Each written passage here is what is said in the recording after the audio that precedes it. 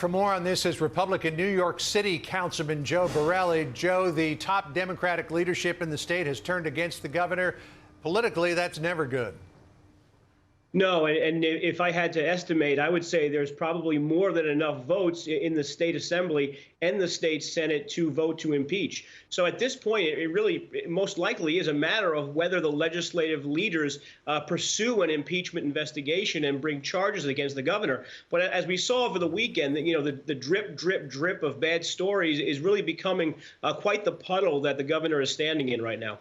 As you can see there, Joe, on the screen, or maybe you can't see it on the screen, we've got a long list of Democrats and Republicans who are calling either for Cuomo to resign or for him to be impeached. The governor is all but daring state assembly members and members of the Senate there in New York to impeach him.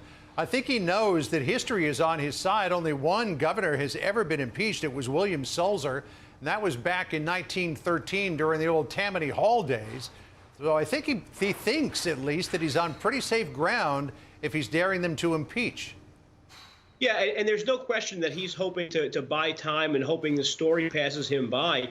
I think, though, he's very cognizant that these continued calls for resignation are beginning to add up. And at some point, though, this investigation will happen. I mean, Tish James is someone who has proven that she's willing to take him on and willing to do things that might be unpopular for him. So it's unclear what he thinks will happen if these investigations go forward. I happen to think it doesn't end well for the governor. I think the governor believes that himself. He was calling around very desperately last night, from what I heard, to Democratic legislators, and he's really trying hard to make the case that at least some people in the state are willing to not have calls for his resignation.